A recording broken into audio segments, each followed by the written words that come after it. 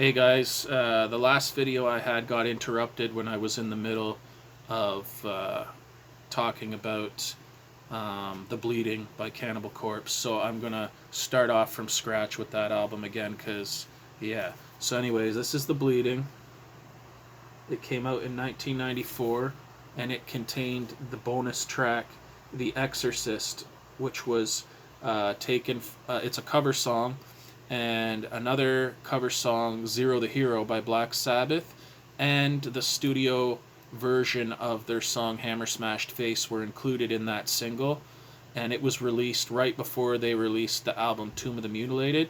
But Back on Black, this pressing company, one of the reasons I really like their stuff, they get a bad rap in the community for some of the stuff that they've done, but honestly, I've never been disappointed with anything that I've got by them, and I have lots of stuff, black metal and death metal, and I haven't been disappointed with any. So, probably just people being testy because they can, because we live in the age of the snowflake, where people are triggered and offended by everything. What the heck happened to, like, being a badass and expressing yourself and not caring about what other people cared, like if they were offended or what? Okay, you're offended. Whoop-de-ding. Anyways, here's the back, the inside of the gatefold, the lyrics, and shot of the band. This is the final album to have Chris Barnes on vocals. I think this album, like, production wise, like, it sounds just like Vile, like in qualityness, but it's got Chris's vocals. His best vocal performance, in my opinion, was contained on Butchered at Birth and Tomb of the Mutilated, but his voice was still really strong on this album. And this album has some favorites on it. It's got Stripped, Raped, and Strangled, which they still play in their live set and have been ever since this album came out. It also has Effed with a Knife on it.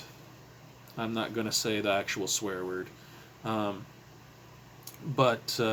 that is also a fan favorite that is in their set list. Maybe not currently, but it's been in there a lot. And so the vinyl for this one is transparent red. Side A,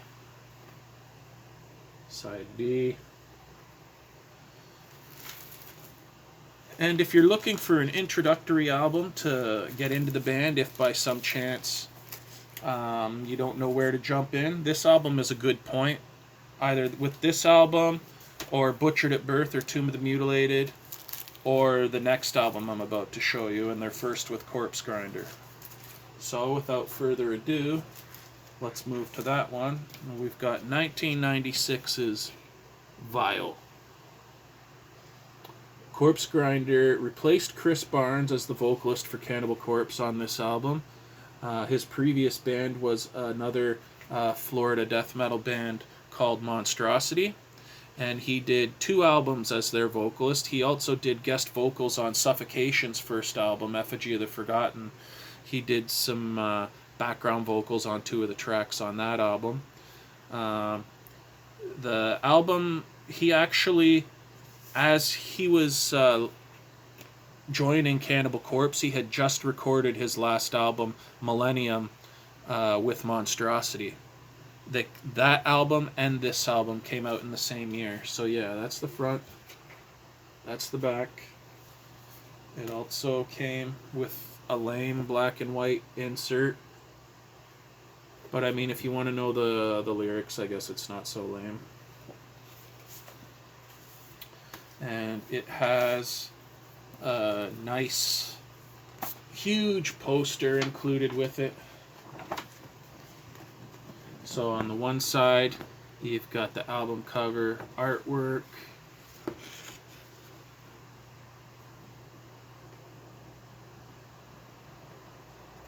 And then on the other side, if you like that art better, you've got the skeletal fetus, again from Butchered at Birth. which is one of Rob Barrett's favorite graphics for the band.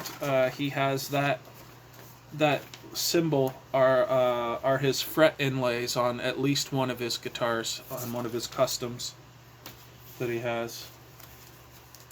Rob Barrett, actually, if you're unaware, he joined Cannibal Corpse in the previous album I showed you, The Bleeding.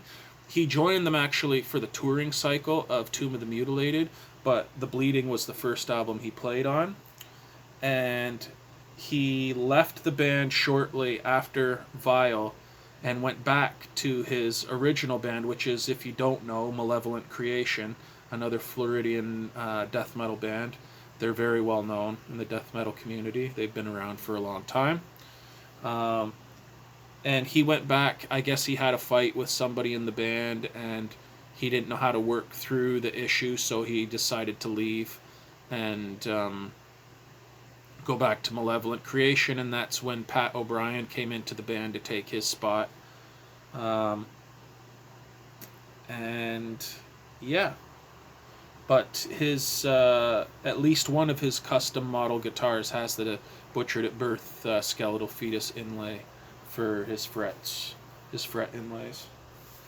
Okay, so next up we have Pat O'Brien's first album in Cannibal Corpse, and that is 1998. Is it 98 or 97? 98. 1998's Gallery of Suicide.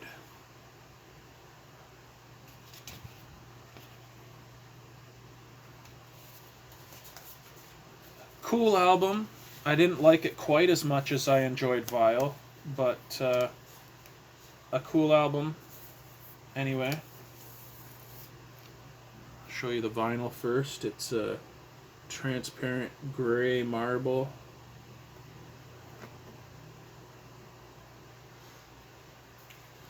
This one came with an insert and a bonus poster, so I'll show you the insert first.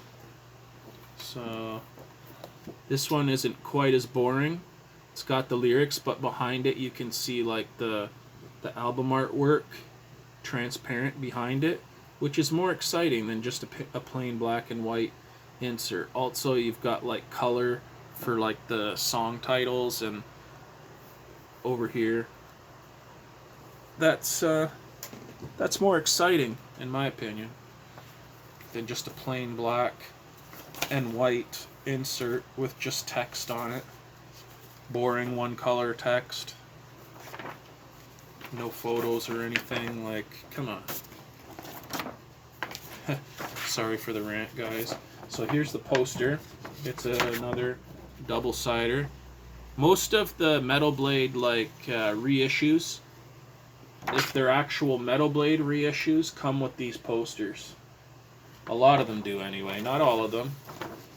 But if you're lucky, you'll get a version that does. Metal Blade does that a lot with many of their artists. They include posters. I think it's their way of just being like, thank you for supporting our bands, and you know, we love vinyl too, and hey, here's a present for picking it up on vinyl. And yes, that album came out in 1997.